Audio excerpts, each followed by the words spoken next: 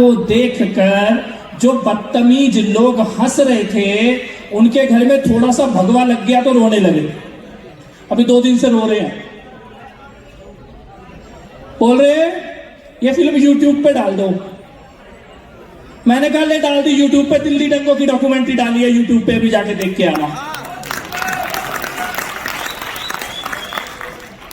भाई तेरे करोड़ों रुपए के विज्ञापन तो टीवी में चलेंगे, अखबार में चलेंगे, और कश्मीर फाइल को यूट्यूब पे डाल दे। पहले तू अपने विज्ञापन डालना यूट्यूब पे, जो यहां लगा रहे हैं अखबारों में और टीवी में करोड़ों रुपए खर्च करके।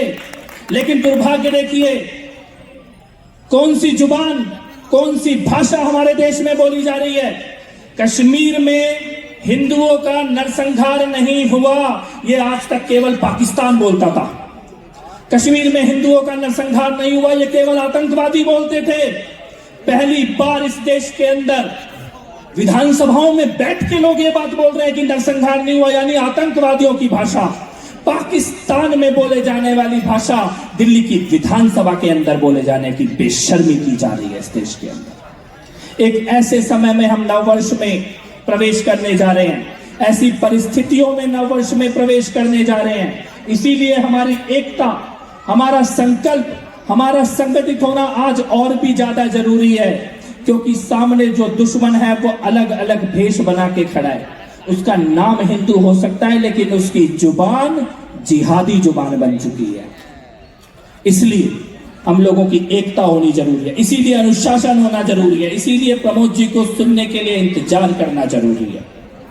मैं एक बात यहां पर कहने के लिए आया हूं, आज कश्मीर फाइल देख लो और समझ लो, क्योंकि अगर आज कश्मीर फाइल्स नहीं देखी और नहीं समझी तो कल बंगाल फाइल देखनी पड़ेगी, केरला फाइल देखनी पड़ेगी, दिल्ली फाइल देखनी पड़ेगी, भोपाल जबलपुर फाइल देखनी पड़ेगी, अगर आज कश्मीर फाइल देखकर हमारी आंखें नहीं खुली तो।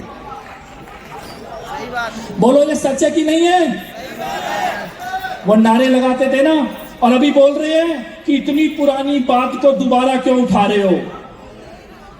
तो उनके नारा था भारत की बर्बादी तक जंग हमारी जारी है, तो आज जबलपुर की धरती से हम भी नारा देंगे, यासीन मलिक की फांसी तक जंग हमारी जारी है। बिट्टा कराटे की फांसी तक जंग हमारी जारी है। अब्दुल्ला की बर्बादी तक जंग हमारी जारी है। पीओके की वापसी तक जंग हमारी जारी है। यासीन मलिक की फांसी तक जंग हमारी जारी है। बिट्टा कराटे की फांसी तक जंग हमारी जारी है। मुफ्ती अब्दुल्ला की बर्बादी तक जंग हमारी जारी है। पीओके की वापसी तक जंग हमारी जारी है। जंग हमारी जारी है। जंग हमारी जारी है। अब इनको इनकी जुबान में, जैसे बुरहान वानी को आजादी दी है ना, अफजल गुरु को आजादी दी है ना, जो आजादी मांगने आएगा इनको अब यही वाली आजादी देंगे इस बार इस देश में।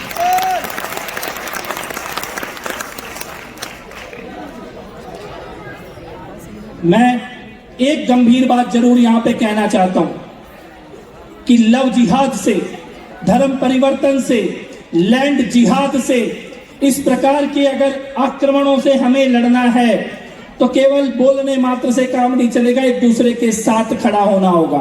जो भगवा धारण करके हिंदू बेटे और बेटियां सड़कों पे निकले हुए हैं, इनके हाथ मजबूत करने होंगे, इनको आर्थिक तौर पे सक्षम बनाना होगा, और हर सामर्थ्यवान हिंदू को, हर सक्षम हिंदू को, हर आर्थिक रूप से प्रभावशाली हिंदू को कम से कम 5-5, 10-10 हिंदू बेटे और बेटियों की जिम्मेदारी लेनी होगी।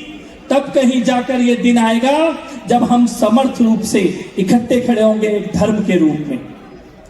ये जो बेटे बेटियां सड़कों पे निकले ना, अगर इनको अपना बच्चा मान के इनकी जिम्मेदारी संभाल ली, तो जो लाहौर में, कराची में, रावलपिंडी में, कश्मीर में, ढाका की गलियों में हुआ है, वो तुम्हारी गलियों में करने की किसी की औकात नहीं हो पाएगी, क्योंकि ये भगवाधारी शेर और शेरनियां सामने डट के खड़े हुए होंगे।